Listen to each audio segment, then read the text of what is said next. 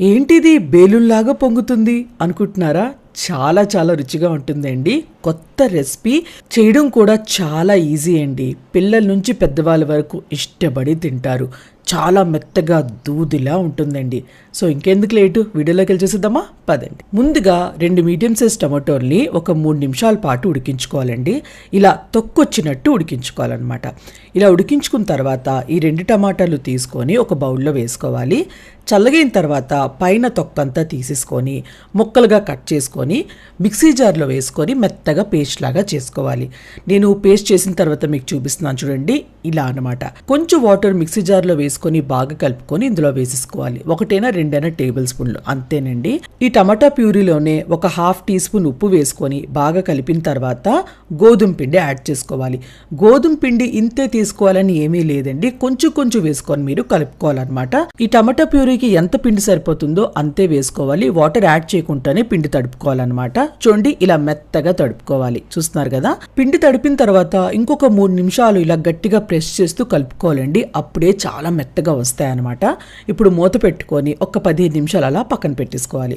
15 నిమిషాల తర్వాత మీరు చిన్న ముద్దలు తీసుకొని ఉండల్లాగా చుట్టుకోవాలి. నాకు ఇక్కడ 4 ఉండలు అయ్యేవండి. మీరు చూస్తున్నారు కదా వీడియోలో, ఈ సైజులో అనమాట. క్రాక్స్ లేకుండా చూసుకొని రౌండ్గా చుట్టుకోవాలి.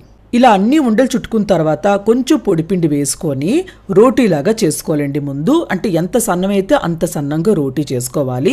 మీకు నేను వీడియోలో చూపిస్తాను చూడండి, థిక్నెస్ అనేది అలా చేసుకుంటేనే పర్ఫెక్ట్గా ఉంటుందన్నమాట. చూడండి, ఇలా అనమాట. ఇప్పుడు చాక్తోని కట్ చేసుకోవాలి. సెంటర్లో కట్ చేయకూడదండి. మీరు వీడియోలో చూస్తున్నారు కదా, ఇక్కడ సగము లాస్ట్లో సగం అంతే అనమాట. మధ్యన గ్యాప్ ఇవ్వాలి. అలాగే మీరు ఇటు సైడ్ కూడా అలాగే కట్ చేసుకోవాలన్నమాట. మీరు వీడియోలో చూస్తున్నట్టు ఎగ్జాక్ట్లీ అలానే కట్ చేసుకోవాలి. ఇప్పుడు కొంచెం ఆయిల్ అయినా నెయ్యి అయినా అప్లై చేసుకోవాలండి. మొత్తం ఇలా స్ప్రెడ్ చేసేసుకోవాలి.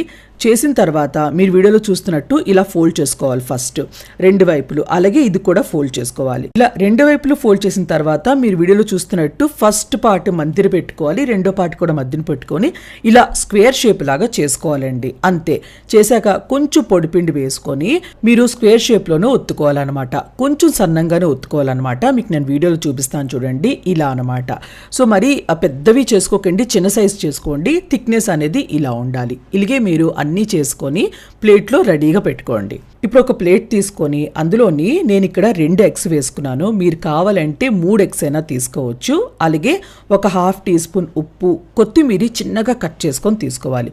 ఇప్పుడు బాగా బీట్ చేసుకోవాలండి. ఇలా కొంచెం పొంగొచ్చిన వరకు బీట్ చేసుకోవాలన్నమాట. బీట్ చేసిన తర్వాత మీకు చూపిస్తున్నాను చూడండి, ఇలా అనమాట. చూడండి, పొంగొచ్చున్నది కదా. ఇప్పుడు ఈ ఒక్కొక్క రోటీని ఇందులో డిప్ చేసుకోవాలి. 2 వైపులు డిప్ చేసుకోవాలండి.